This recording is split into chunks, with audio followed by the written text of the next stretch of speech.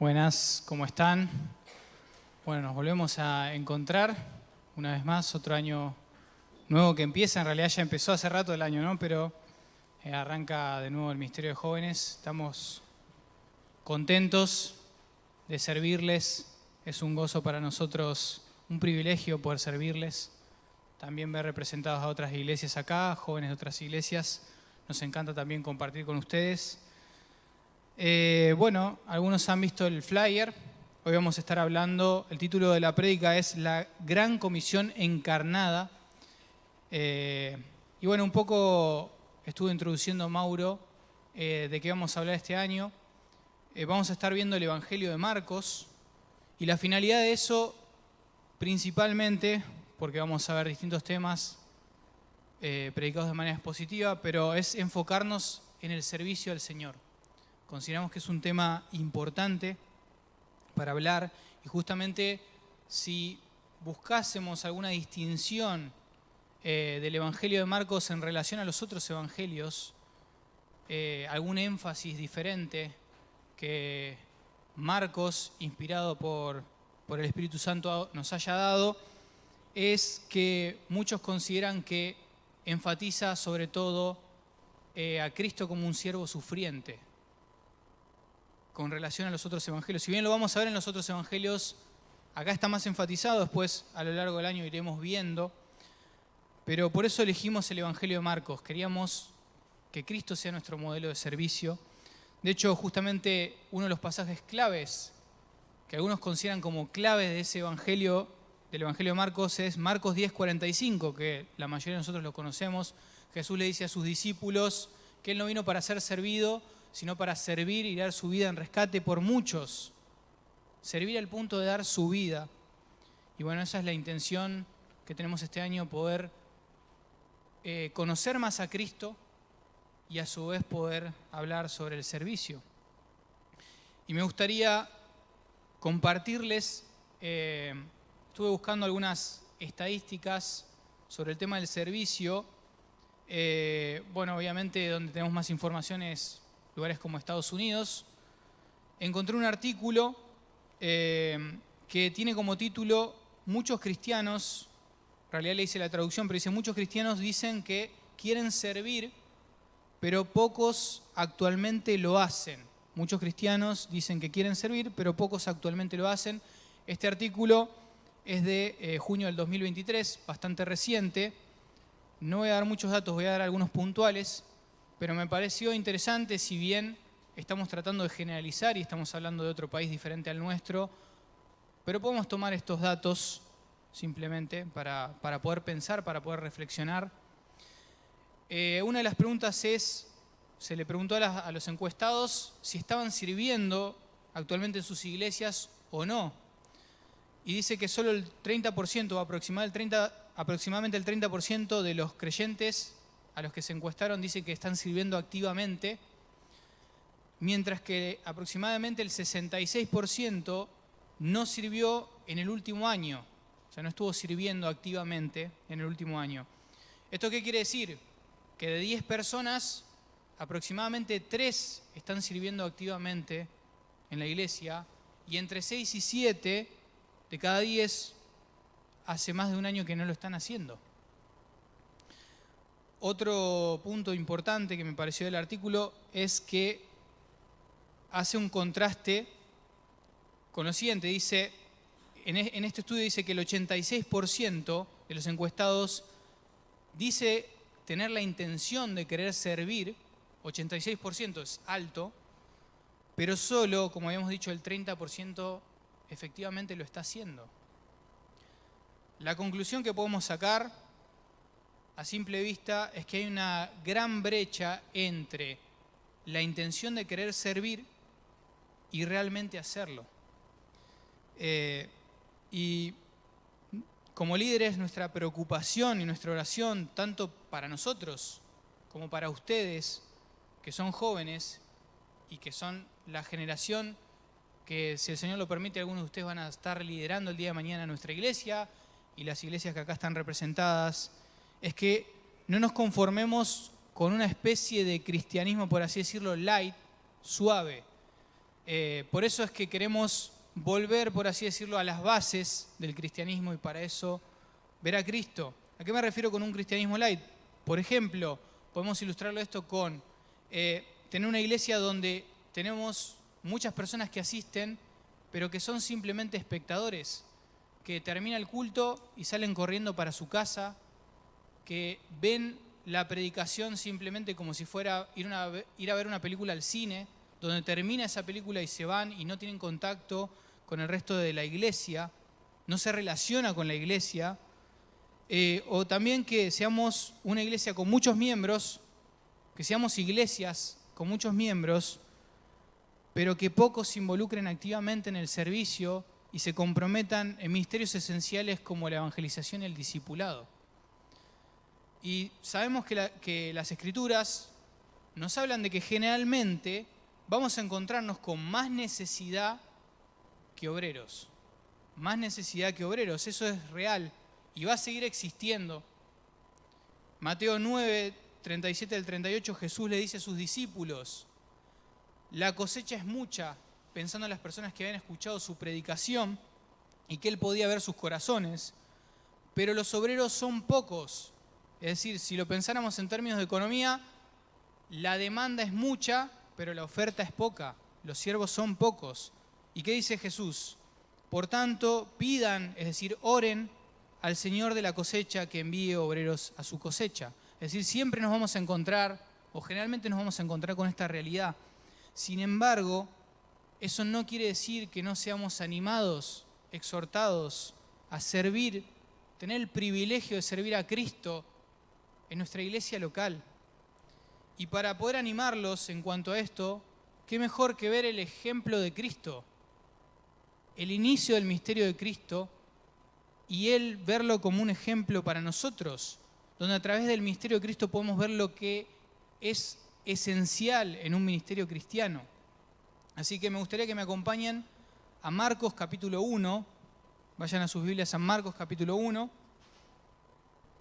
versículos 14 al 20 vamos a estar viendo, donde, como les decía anteriormente, vemos el inicio del ministerio público terrenal. Digo terrenal porque es Jesús, es Dios haciéndose hombre e iniciando ese ministerio. Y vamos a ver dos puntos esenciales, dos elementos esenciales de ese ministerio cristocéntrico. El primero, vamos a ver de los versos 14 al 15, que sale del pasaje, que Jesús empieza a predicar el Evangelio. Entonces, un elemento esencial es predicar el Evangelio. Y vamos a ver un segundo elemento esencial de este ministerio, que es hacer discípulos, versos 16 al 20. Entonces, dos elementos esenciales: predicar el Evangelio y hacer discípulos. Por eso, como les decía al principio, el título que le puse a este sermón, La Gran Comisión Encarnada, porque es Jesús mismo siendo un ejemplo para nosotros de lo que implica la Gran Comisión, para luego después mandar a que nosotros hagamos eso mismo.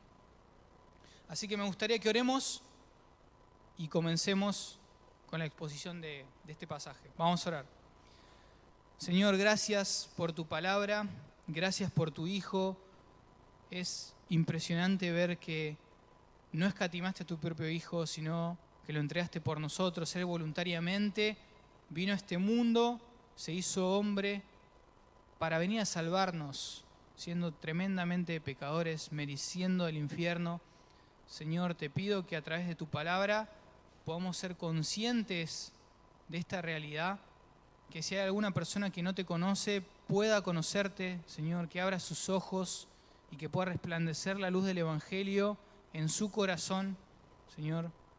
Y oro para aquellos que te conocemos, Señor, nos santifiques a través de tu palabra, nos recuerdes estas verdades esenciales de lo que implica un ministerio, de lo que implica vivir para vos, Señor, el costo del discipulado, el verdadero costo del discipulado, en aquel tiempo y también hoy en día, Señor.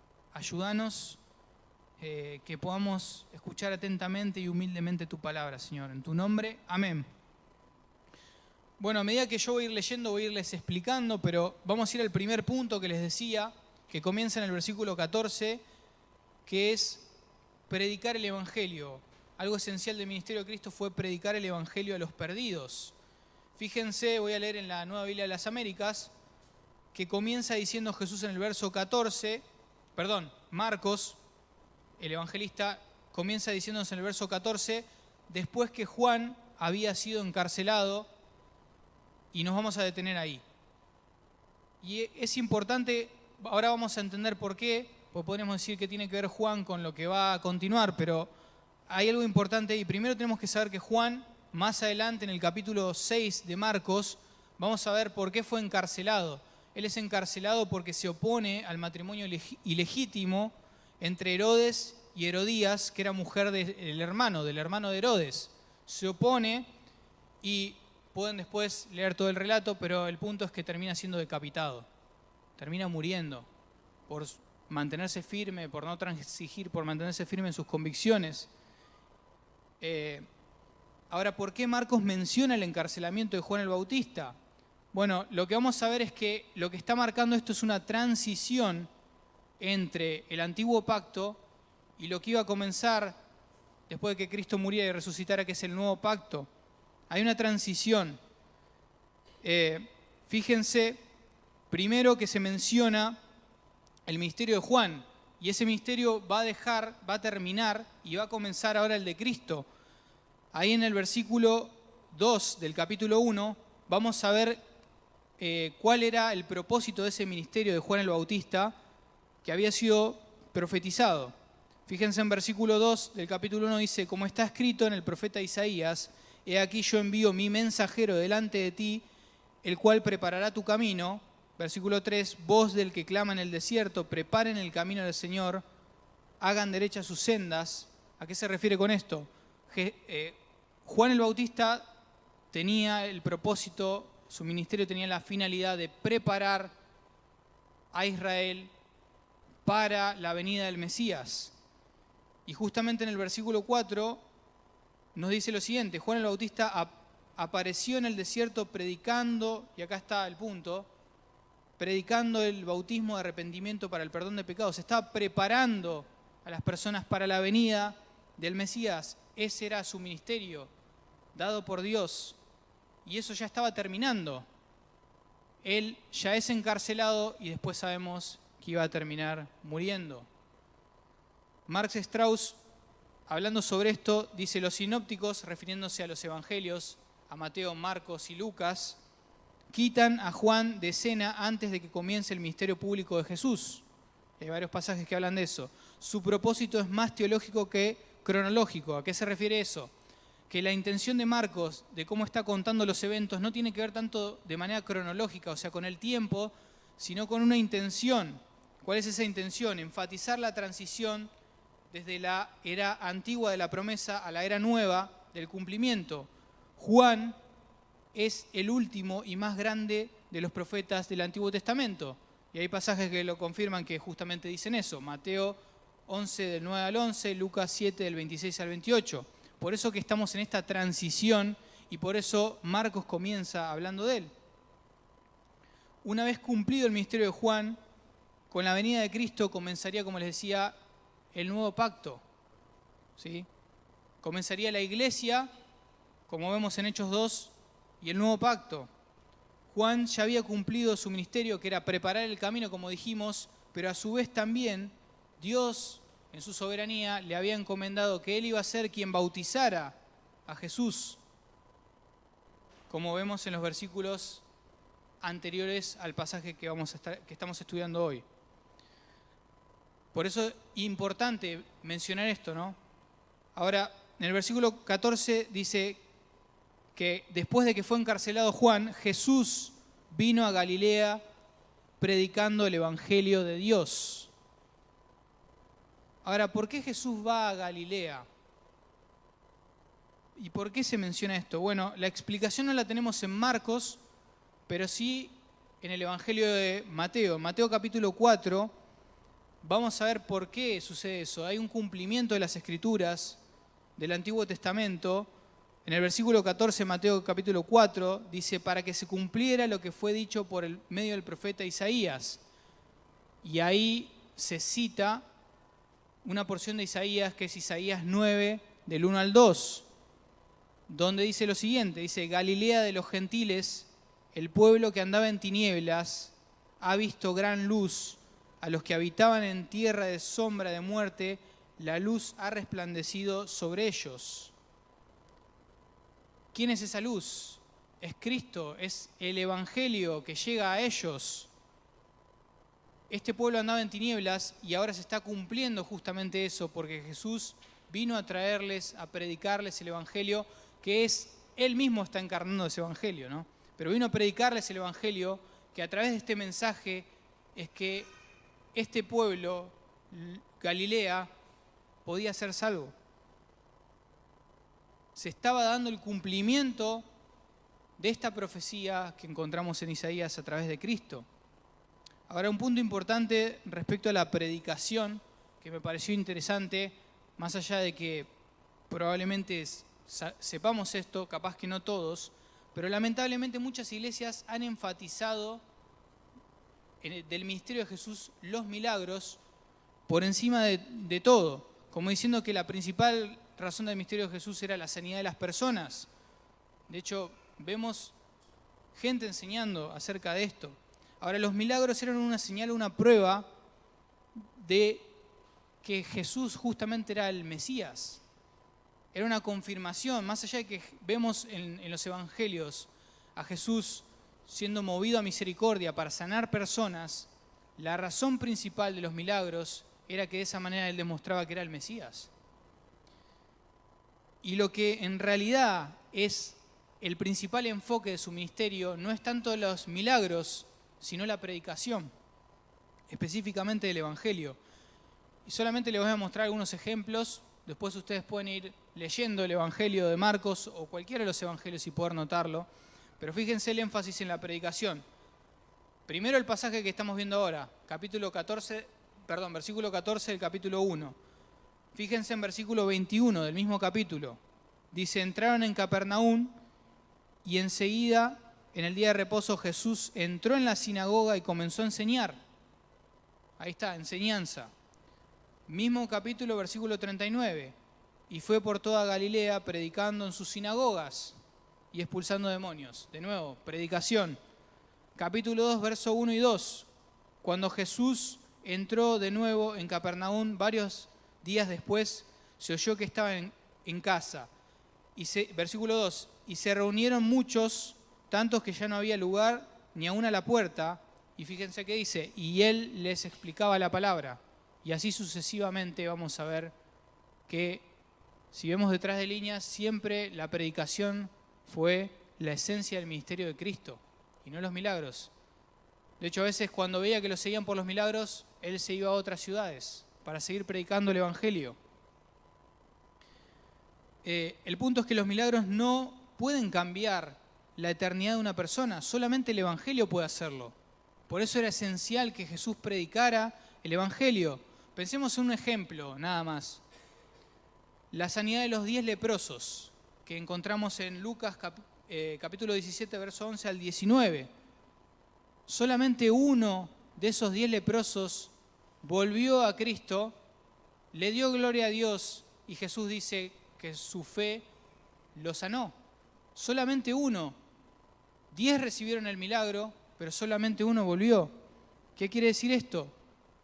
Que hasta hay iglesias falsas hoy que enfatizan los milagros por sobre la predicación del Evangelio, y hasta algunas personas de manera engañosa son sanadas, pero se van sin Cristo. La clave no está en eso, no está en los milagros, sino en el Evangelio. Eso es lo que determina nuestra eternidad. A través de ese mensaje, y de ese único mensaje, es a través del cual Dios nos salva. Y bueno, ¿cuál era el énfasis en el contenido de la predicación? Como decíamos, verso 15, vamos a ver que el énfasis, que lo principal del mensaje de Cristo es el Evangelio. Fíjense, dice Jesús en verso 15, ¿cómo predicaba él? Verso 15, el tiempo se ha cumplido y el reino de Dios se ha acercado, arrepiéntanse y crean en el Evangelio. Claramente Marcos lo que está haciendo es una síntesis de la predicación de Jesús. no es que simplemente repetía eso todo el tiempo, sino que está haciendo una síntesis de lo que él estaba predicando, y él estaba predicando constantemente el Evangelio. Él dice, el tiempo se ha cumplido, el reino de Dios se ha acercado. En el momento justo, en el momento preciso, como dice Gálatas, en la plenitud del tiempo, es cuando Dios se hace hombre y viene a salvarnos a nosotros. El reino de Dios se acerca a los pecadores. ¿De qué manera? A través de Cristo, por eso dice que se acercó. El gran Rey del universo se hace hombre en la persona de Jesucristo y viene a este mundo con un propósito principal, que es salvarnos. Y ese es el mensaje que él viene a predicar. Y Jesús les explica a las multitudes de Galilea y a nosotros hoy cómo podemos ser parte de ese reino, cómo podemos ser salvos. Y ahí está, arrepiéntanse y crean en el Evangelio. Así de simple es el mensaje, arrepiéntanse y crean en el Evangelio. Ahora, ¿qué es el Evangelio? Muchos de nosotros sabemos que Evangelio significa buena noticia. La palabra Evangelio es buena noticia. Y se refiere Jesús al mensaje que él estaba enseñando, donde vemos a través de las Escrituras, dentro de los atributos de Dios, dentro de sus características, que Dios es un Dios santo, es un Dios justo, que, como dice las Escrituras, de ningún modo tendrá por inocente al que es culpable, es perfectamente justo, y en esa naturaleza perfecta debe condenarnos a nosotros por nuestro pecado. Nosotros no somos buenos a la luz de las Escrituras, porque la comparación no es entre nosotros, sino con Dios. Eso es lo que muestra este mensaje. Por eso merecemos justamente su ira y el infierno. Pero las Escrituras no solamente eso, sino que dicen que todos nosotros somos pecadores, que estamos destituidos de la gloria de Dios, no alcanzamos su estándar de santidad, de justicia, y además Dios dejó algo para que nosotros podamos comprobar de manera fehaciente que somos pecadores, y es la ley. Pablo aclara en Romanos que la ley es buena, no es mala. El problema no es la ley, el problema somos nosotros que transgredimos la ley.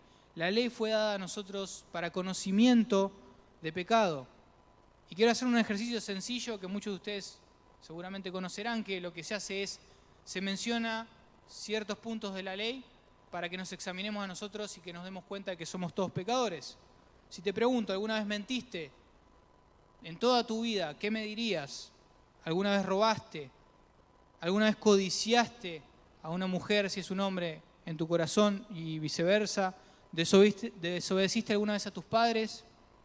¿Adoraste a otros ídolos, tanto sea estatuas como ídolos del corazón? ¿Alguna vez odiaste a una persona a tal punto que quisieras que no existiese más? Que Jesús llama eso, lo pone en el mismo lugar que matar a alguien en el corazón, etcétera. Podemos seguir. A través de eso y a través de pensar todo lo que pensás durante el día.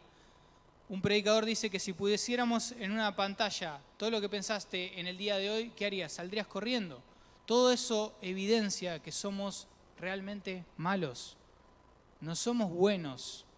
¿Sí? Por más que por momentos el hombre haga acciones de beneficencia hacia otros, no amamos naturalmente al Dios que se revela en las Escrituras. Todo lo contrario.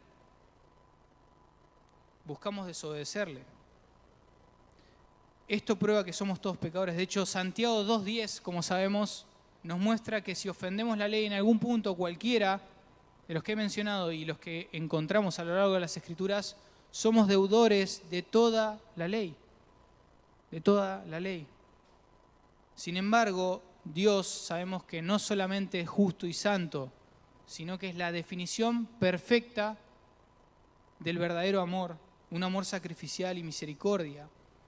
Y por eso no escatimó a su propio Hijo, sino que lo entregó en esa cruz por nosotros, en nuestro lugar. 2 Corintios 5:21 dice, al que no conoció pecado, lo hizo pecado por nosotros para que fuéramos hechos justicia de Dios en él. ¿Qué significa esto? No es que Jesús pecó, sino que Dios en esa cruz pone todos nuestros pecados sobre él para castigarlo en nuestro lugar Esto es a lo que se llama doble imputación. ¿Por qué? Nuestros pecados son puestos sobre Cristo para que por la fe su justicia nos sea otorgada a nosotros y que Dios nos vea legalmente como justos cuando en realidad somos pecadores. Gálatas 3:13 dice: Cristo nos redimió de la maldición de la ley, habiéndose hecho maldito por nosotros, porque escrito está: maldito todo el que cuelga de un madero. Y acá, de nuevo, no es que la ley es mala, sino que desobedecer la ley tiene como consecuencia la maldición. ¿La maldición de quién? De Dios. El ser transgresores de la ley nos hace malditos delante de Dios. Dios debe condenarnos por ser santo y justo. Pero lo que hizo es colgar a su Hijo en un madero en nuestro lugar. Para Dios era una forma maldita de morir, colgar a una persona en un madero. Y lo hizo porque en Él cargó nuestros pecados. Y como sabemos, propició Jesús, que significa satisfacer, propició la ira de Dios. ¿Por qué Dios tiene ira? Porque como decíamos antes, es santo y justo. Si su naturaleza es así, inevitablemente va a tener ira contra el pecado. Va a castigar el pecado. Y por amor a nosotros nos da este medio de salvación a través del Evangelio y lo hace castigando a su Hijo en nuestro lugar. Un inocente tenía que pagar por los culpables, no había otra forma. Si no, Dios no sería justo, sería injusto.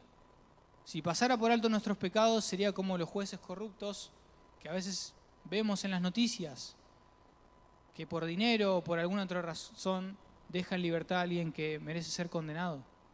Él tenía que ser justo y la única manera era que alguien inocente pagara en nuestro lugar. Y este es el mensaje del Evangelio, ¿no? Que no solamente Él paga por nosotros, Él muere en esa cruz, pero resucita el tercer día y promete que si creemos en Él, tendremos vida eterna. Vemos justamente eso, dos actitudes acá necesarias frente a este mensaje, complementarias ambas. Dice: arrepiéntanse y crean. Este mensaje tiene que tener como respuesta arrepentimiento y fe, y de esa manera Dios está obrando salvación en una persona. Tiene que haber esas dos cosas.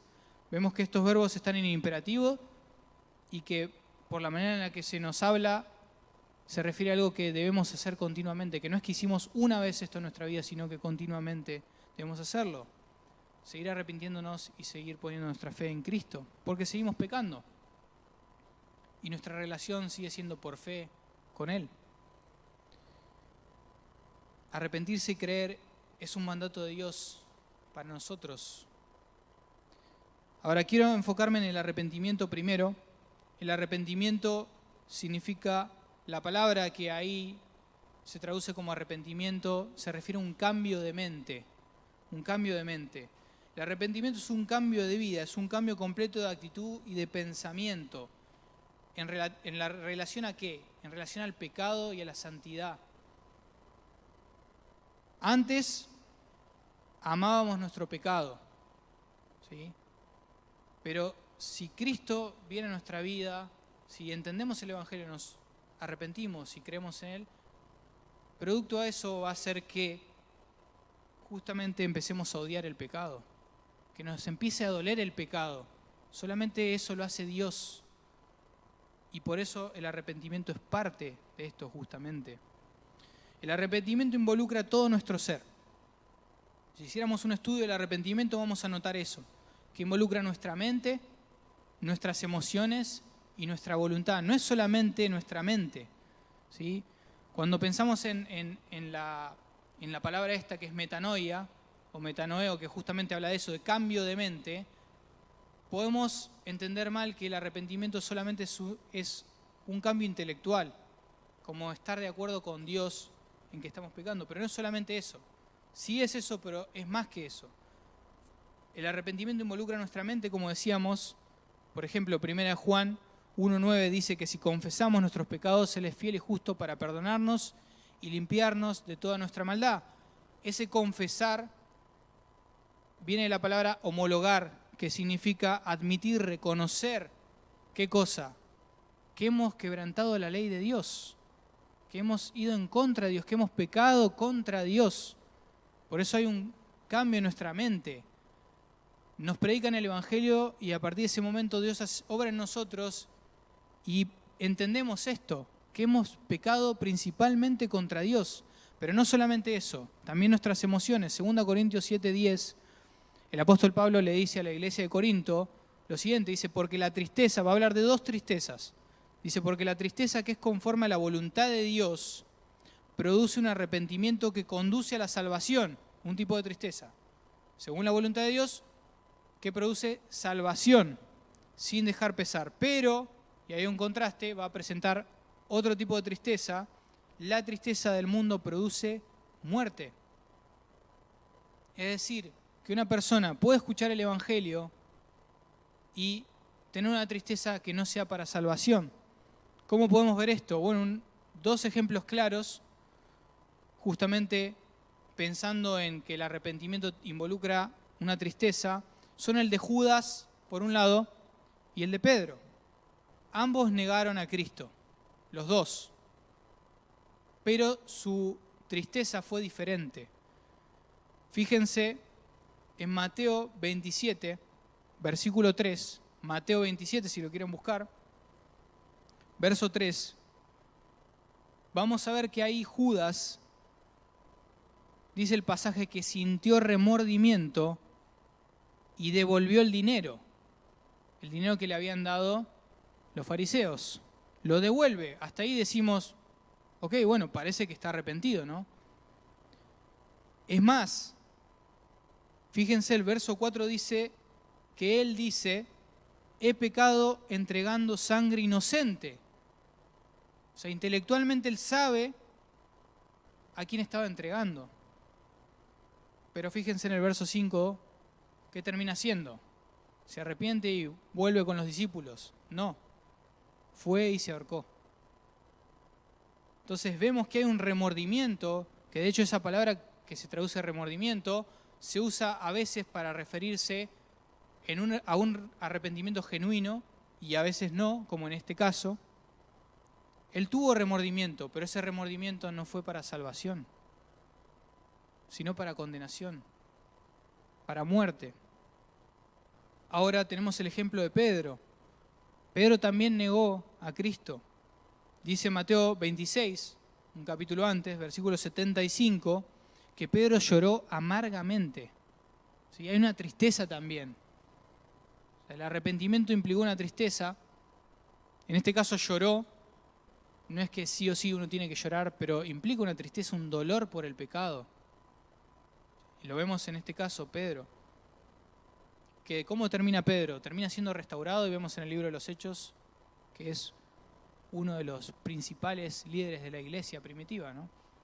El Señor lo restauró. Él se arrepintió de corazón, sinceramente, lloró amargamente. El Señor lo perdonó. Su arrepentimiento fue genuino. Una persona puede mostrar remordimiento por su pecado, pero por razones incorrectas, como Judas. Puede ser que lo haga por su reputación, puede que lo haga por orgullo, que está conectado una cosa con la otra, puede que lo haga por las consecuencias de su pecado, que le trae su pecado. Pero una persona que verdaderamente se arrepiente, entiende principalmente que pecó contra Dios. Fíjense, conocemos el Salmo 51, que David manda a matar a Urías, tiene relaciones con la esposa de Urías primero y después lo manda a matar para tratar de encubrir su pecado. Pero en el Salmo 51 dice primeramente que pecó contra Dios. Pecó contra Urías, pecó contra Betsabé, pecó contra su nación, ¿no? Siendo rey, siendo líder de esa nación. Pero principalmente reconoce que él pecó contra Dios. Y ahí vemos un verdadero arrepentimiento. Sabía que estaba pecando contra Dios.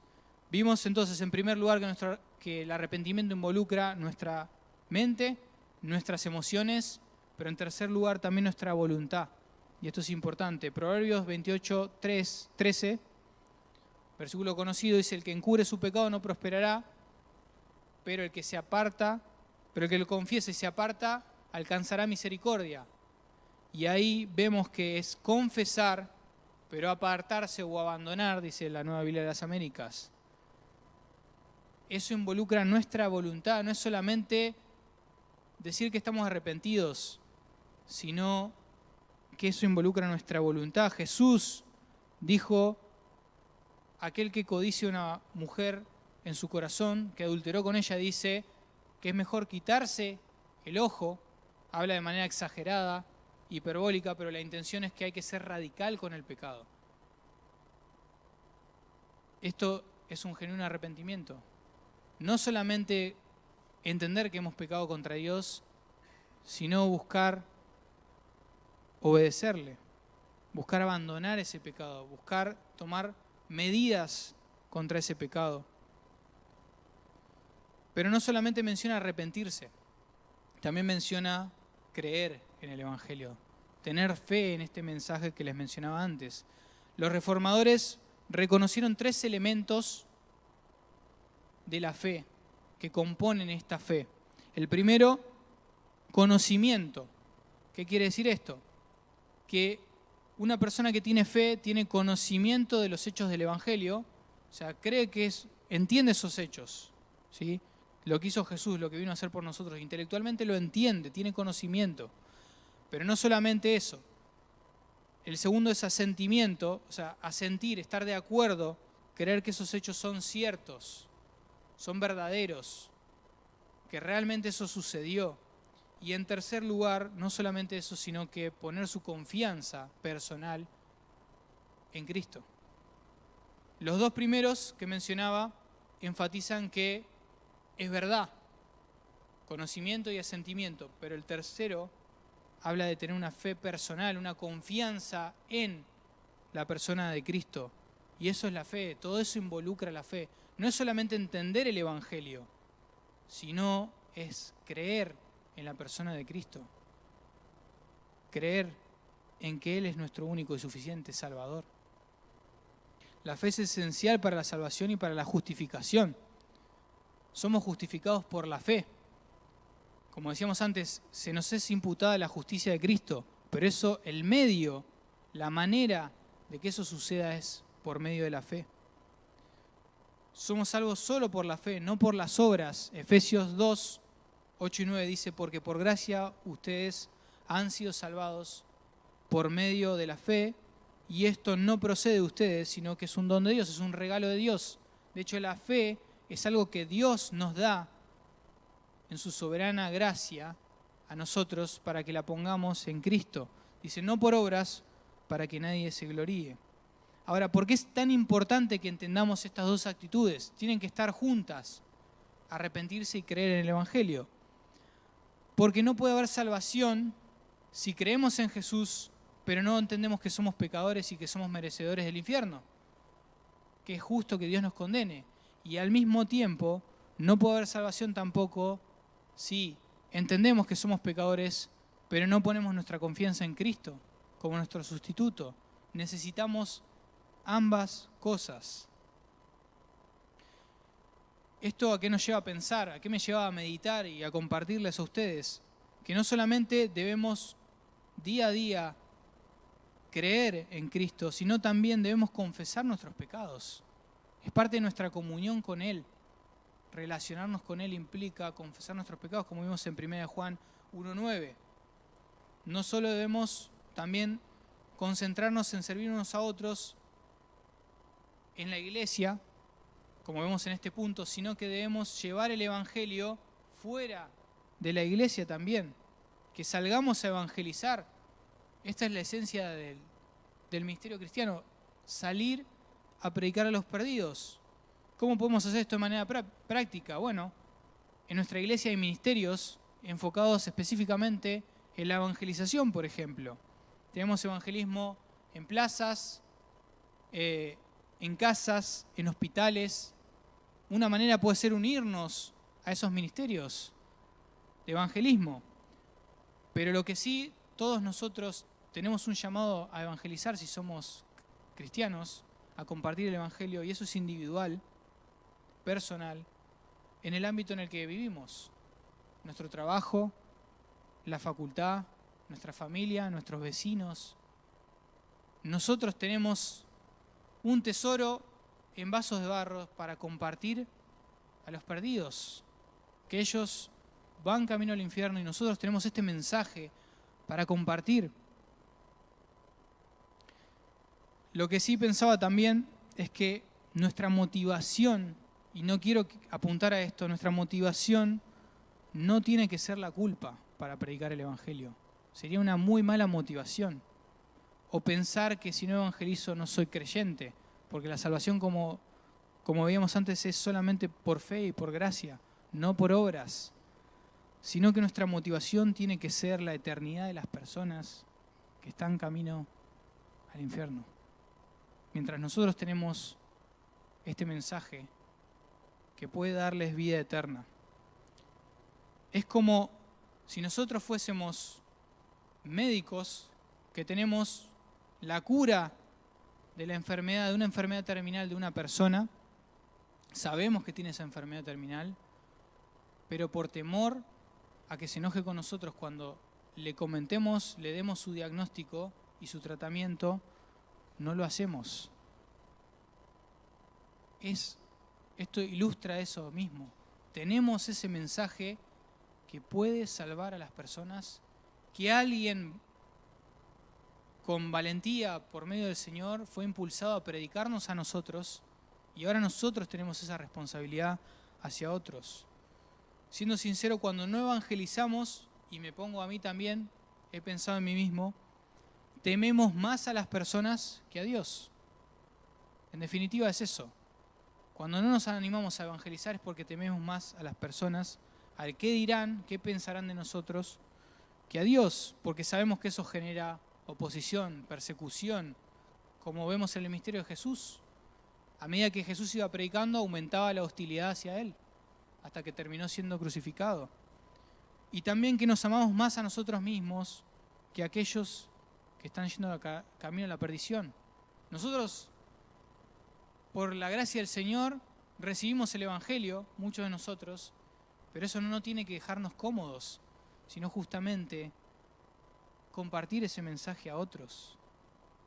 Y vemos que Jesús no es solamente que nos manda a nosotros en la gran comisión a hacerlo, sino que Él fue nuestro modelo, Él fue nuestro ejemplo. Él, siendo Dios, se hace hombre, se hace siervo para predicarnos este mensaje y Él mismo llevarlo a cabo, ¿no? Morir en esa cruz por nosotros. Él encarna la gran comisión, no solamente predicando el Evangelio, sino vamos a ir a nuestro segundo punto, que es haciendo discípulos. Por eso, como les decía, el título es La Gran Comisión Encarnada, porque Él nos da el ejemplo, predicando el Evangelio y discipulando, haciendo discípulos. Y vamos al punto número 2, que va a ser más corto, versículos 16 al 20, que es hacer discípulos. Fuimos llamados a evangelizar como Jesús y también a ser discípulos. Y acá vamos a ver el discipulado puntual. Está enfocado solamente en 4 personas. Simón y Andrés, que son hermanos, y Jacobo y Juan, que también son hermanos. Simón, que sería Pedro, y Andrés, de los versos 16 al 18, y Jacobo y Juan, de los versos 19 al 20.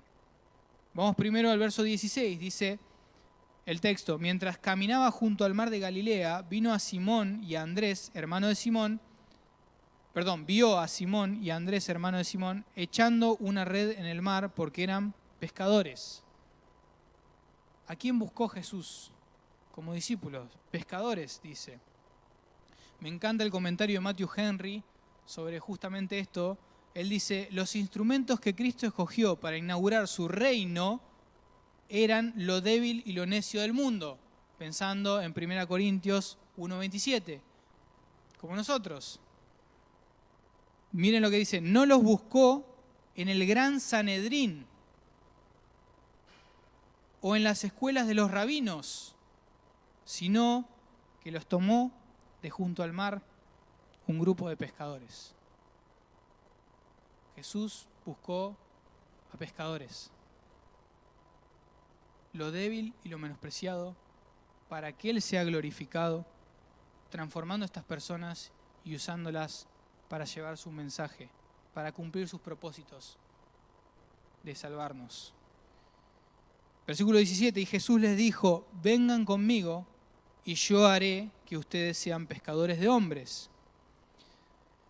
Si uno estudia un poco en aquel tiempo cómo era el tema del discipulado, vamos a ver que normalmente los discípulos son los que elegían a su maestro.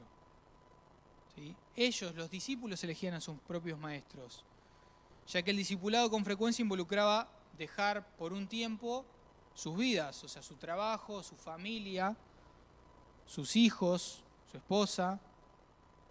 Y entonces esta decisión, además era una decisión que tenían que pensarla bien, por todo lo que les estaba comentando antes. Sin embargo, en este caso vemos que Jesús, con su autoridad divina, es Él quien llama a sus discípulos, afirmando que ellos se convertirían en pescadores de hombres. Porque fíjense que dice, y yo haré que ustedes sean pescadores de hombres. Él está diciendo que Él va a cumplir eso. Lo llama y le dice que Él lo va a hacer, porque Él es Dios y Él lo iba a cumplir. Ahora, dice pescadores de hombres, ¿no? Y vemos como una analogía acá entre el oficio o el trabajo que ellos estaban haciendo, que era justamente pescar, y lo que iban a hacer. Jesús los iba a convertir en pescadores de hombres, es decir, que ellos se iban a convertir en apóstoles y que iban a llevar el evangelio y a ser discípulos a todas las naciones. Eso es lo que iban a terminar haciendo. Y Él dijo que lo iba a hacer, que lo iba a cumplir. Y así fue, ¿no? Sabemos por cómo continúan las Escrituras que Él cumplió su palabra, ¿no? Ahora, ¿qué significa ser un discípulo de Jesús? Bueno, ahí estuve buscando en un libro que se llama El Proyecto de la Vid, que escribió Colin Marshall y Tony Paine. Ellos también escribieron El Enrejado y la Vid. De paso, libros que, sobre todo El Enrejado y la Vid, que me parecen muy buenos sobre el tema del discipulado, donde explican qué significa discípulo, que tampoco hay tanta explicación, sino es muy simple, pero dice, básicamente se refiere a un aprendiz o un estudiante, alguien que aprende de un maestro. En pocas palabras, un discípulo es un aprendiz. Y fíjense, dice, y el discipulado es un proceso de aprendizaje. El discipulado es un proceso de aprendizaje. Continúan diciendo, con referencia a los evangelios, dicen, un discípulo busca aprender las formas, las prácticas y la sabiduría de su maestro. En este caso, los discípulos aprendiendo las formas, las prácticas y la sabiduría de su maestro. Pensemos en el privilegio de los discípulos, tener como discipulador a Cristo, sin pecado, 24/7, o sea, todos los días, y poder aprender de Él, ¿no? Ahora, el discipulado es eso, justamente. O sea, el plan de Dios es que prediquemos el Evangelio, pero que también hagamos discípulos por medio del discipulado. Y el discipulado es eso, es, en nuestro caso, un pecador que tiene más tiempo en la vida cristiana enseñando a otro pecador acerca de Cristo. Son dos seguidores de Cristo que apuntan hacia Él justamente. La finalidad del discipulado la vemos, por ejemplo, cuando el apóstol Pablo habla de su ministerio a los gentiles, es amonestar y enseñar a todos los hombres con toda sabiduría a fin de poder presentar a todo hombre perfecto en Cristo.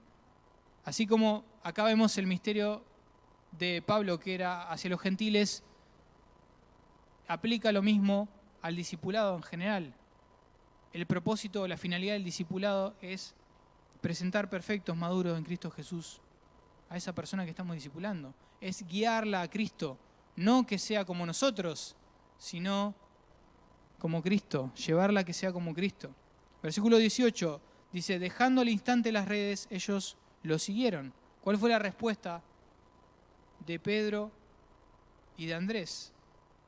Rápidamente lo siguieron. Y ahí vemos que el llamado de Jesús fue urgente y absoluto. Urgente y absoluto. Urgente porque implicaba una respuesta en ese momento, y absoluto porque implicaba que dejaran atrás su vida para seguirle, para acompañarlo en su ministerio. Verso 19, ahí vemos el caso de Jacobo y de Juan, que es similar. Dice el versículo 19, yendo un poco más adelante, Jesús vio a Jacobo, el hijo de Zebedeo, y a su hermano Juan, los cuales estaban también en la barca, remendando las redes. Al instante los llamó, y ellos, dejando a su padre Zebedeo en la barca con los jornaleros, se fueron con Jesús. Misma respuesta, lo siguieron. Inmediatamente lo siguieron. Ahora, pensaba, reflexionaba en la importancia del discipulado, de estos discípulos, del discipulado de Jesús hacia estos hombres.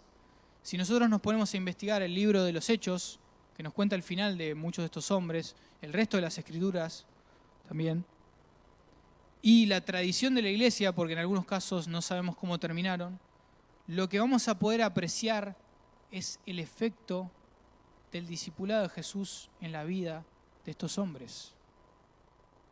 Hubo un cambio radical en sus vidas, pasaron de amar su pecado a amar a Cristo y estar dispuestos a dar su vida por Él y para el bien de los perdidos. Por ejemplo, Pedro, sintetizando, ¿no? Pasó de ser impulsivo y de negar a Cristo 3 veces a ser uno de los líderes principales de la iglesia. ¿Qué fue lo que pasó en el medio? Cristo en su vida, el Evangelio, el tiempo de discipulado de Jesús con él. ¿Cómo terminó sus días? Según la tradición, dice que fue crucificado boca abajo porque no consideraba ser digno de morir como su Señor. Alguien que antes le había negado termina muriendo por la causa del Evangelio. Andrés pasó de ser uno de los discípulos de Juan el Bautista a seguir a Jesús. Según la tradición, Andrés también fue crucificado por predicar el Evangelio. Jacobo y Juan pasaron de ser apodados los hijos del trueno por su temperamento, por ser considerados iracundos, a tener tal amor que estuvieran dispuestos a dar su vida por los perdidos. Esto al punto de ser martirizados. Jacobo, en Hechos 12, sabemos que fue martirizado a espada, murió a espada, por la causa del Evangelio.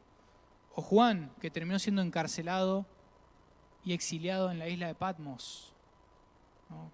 ¿Cuál fue el efecto del discipulado de Jesús?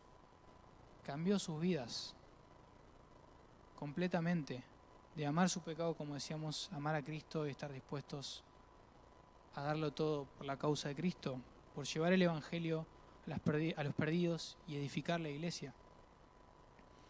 Existe un costo para ser discípulo de Jesús, que Él mismo se los menciona a sus discípulos constantemente y a nosotros. Negarnos a nosotros mismos, tomar nuestra cruz cada día y seguirle. Ese es el costo. Ser un discípulo de Cristo implica eso. No hay otra manera. Si existe un ministerio esencial para todo creyente, es justamente esto: evangelizar y discipular. Pensemos en cualquier ministerio, ¿no? O mismo GPS, ¿no? Los programas son importantes, sí, obviamente. Si no, no estaríamos acá, si no, no tendríamos ahora una cena. Todo eso es importante, ¿sí? Pero el programa lo tenemos que ver siempre como un medio para un fin. El fin son las personas. El ministerio siempre tiene que ser visto en base a las personas. Si nosotros nos conformamos simplemente con un programa y no en las personas, cuando estemos delante del Señor, ¿qué vamos a decirle, no? La pregunta es, ¿estamos invirtiendo nuestra vida en otros? ¿Estamos predicando el Evangelio a los perdidos? ¿Estamos evangelizando? ¿Discipulando? Esto es esencial del verdadero cristianismo, hacer estas cosas. Podemos estar haciendo un montón de cosas. De hecho, el Señor nos ha dado diferentes dones. ¿Sí? Algunos tienen el don de servicio, van a estar orientados hacia ministerios que tengan que ver con eso. Otros de enseñanza, etc. y todos los dones son importantes. Sin embargo, la gran comisión es para todos, sin excepción, para todos nosotros. Y pensando en el discipulado, ¿no? Vemos en el ejemplo de Jesús que el discipulado va más allá de simplemente sentarme con una persona y darle una clase, ¿sí? Vemos que Jesús hace esto. La enseñanza doctrinal y teológica es clave, es esencial. De hecho, Mateo 28, cuando habla de la gran comisión, dice que debemos enseñarle a guardar todas las cosas que Él mismo nos mandó. Es esencial eso. Pero no solamente eso. También el Señor tenía tiempo con sus discípulos donde los exhortaba con las Escrituras, donde les mostraba su pecado, se relacionaba con ellos. A diferencia de nosotros, que capaz podemos juntarnos cada 15 días, cada un mes o una vez por semana, Él tenía un 24/7, ¿no? No podemos hacer eso hoy nosotros, pero el punto es que implica una relación. Y acá podemos irnos a dos extremos. Por un lado, considerar el discipulado como es hacer salidas, no sé, como ir al cine, ir a jugar a la pelota y que eso sea un discipulado. Y el otro extremo es solamente verlo como una clase.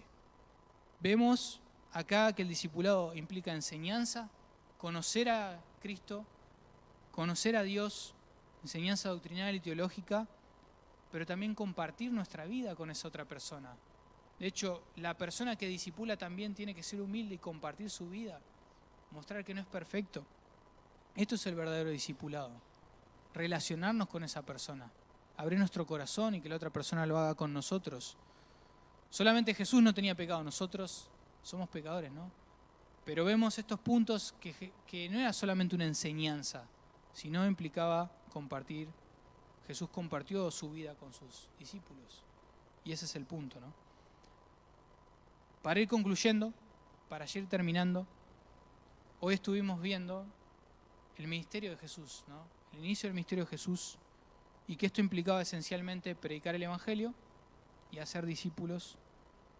Y simplemente para terminar, me gustaría ir a Mateo 28, que me acompañen a Mateo 28,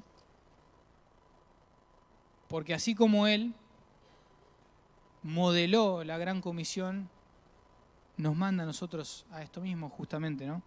Pensaba que imaginemos un padre que sabe que está a punto de partir, por alguna razón, puede ser que esté por morir, o porque se está por ir lejos y va a dejar a sus hijos. Seguramente le diría lo más importante en ese último momento, ¿no? Y acá vemos que Jesús ya resucitó, está a punto de dejar a sus discípulos y les va a decir lo más importante que ellos debían hacer. Lo más importante. Fíjense, Mateo 28, versículo 18. Dice, acercándose Jesús les dijo, toda autoridad me ha sido dada en el cielo y en la tierra. Vayan pues y hagan discípulos de todas las naciones, bautizándolos en el nombre del Padre, del Hijo y del Espíritu Santo, enseñándoles a que guarden todo lo que les he mandado. Y esto es lo que quiero que nos llevemos. Quiero animarlos con esto mismo que dice Jesús. Acá hay una promesa. Debemos hacer esto, vamos a ser perseguidos por hacer esto, vamos a sufrir dificultades por querer discipular a otros, por causa del pecado, por querer evangelizar, que muchos se burlen de nosotros, que no quieran escucharnos, tener problemas con nuestra propia familia, que no cree en Cristo. Pero hay una promesa que Jesús le dejó a sus discípulos y que continúa vigente para nosotros, y está ahí en ese verso 20. Dice, y recuerden, yo estoy con ustedes todos los días hasta el fin del mundo. Ese Jesús que menciona que tiene toda autoridad sobre el cielo y sobre la tierra, es el mismo que le dice que va a estar con ellos y que va a estar con nosotros siempre, hasta el fin del mundo. Y eso tiene que ser nuestro ánimo, nuestra motivación. A pesar de que luchemos muchas veces con el temor a las personas, debemos pensar en su eternidad, que necesitan conocer a Cristo. Y a pesar de que muchas veces luchemos con la comodidad, pensemos en el otro. que podamos edificar a las personas, que nos edifiquemos unos a otros. De esto consta la esencia del cristianismo: predicar el Evangelio y discipular. Vamos a orar. Señor, gracias por tu palabra. Sabemos que luchamos, si somos sinceros, con estas cosas, con predicar el Evangelio a los perdidos. Sabemos que en realidad el que es resistido sos vos, Señor. Las personas están muertos en sus delitos y pecados y se resisten a este mensaje. Pero sabemos que es el único medio, que te agradó salvar a las personas por la locura de la predicación y que debemos predicar ese mensaje a nuestros seres queridos que no te conocen, Señor, por su eternidad, pensando en su eternidad, Señor, que a través de esto que hemos escuchado nos animes, Señor, nos exhortes, nos des valor para volver a nuestros trabajos, casas, a la facultad, a nuestro vecindario, para poder llevar a Cristo a estas personas, Señor. Y también el discipulado, Señor, poder invertir nuestra vida en otras personas. Si algo sumamente valioso es hacer eso, Señor, vemos la bendición, el gozo de poder negarnos a nosotros mismos para edificar a otras personas, para servirles, para que juntos sigamos a Cristo, para que seamos conformados a su imagen, Señor. Gracias porque prometés estar con nosotros todos los días hasta el fin del mundo, mientras llevamos tu plan de redención a los perdidos, Señor, y mientras nos edificamos mutuamente, Señor, por medio del discipulado. Te agradecemos, Señor, eres tan sabio al planificar esto de esta manera, que sea esta la manera en la que quieras que tu iglesia sea multiplicada, Señor, que podamos ser obedientes y hacerlo con gozo, Señor, sabiendo que somos privilegiados porque has abierto nuestros ojos, Señor, y nos has salvado. Gracias, Señor, en tu nombre. Amén.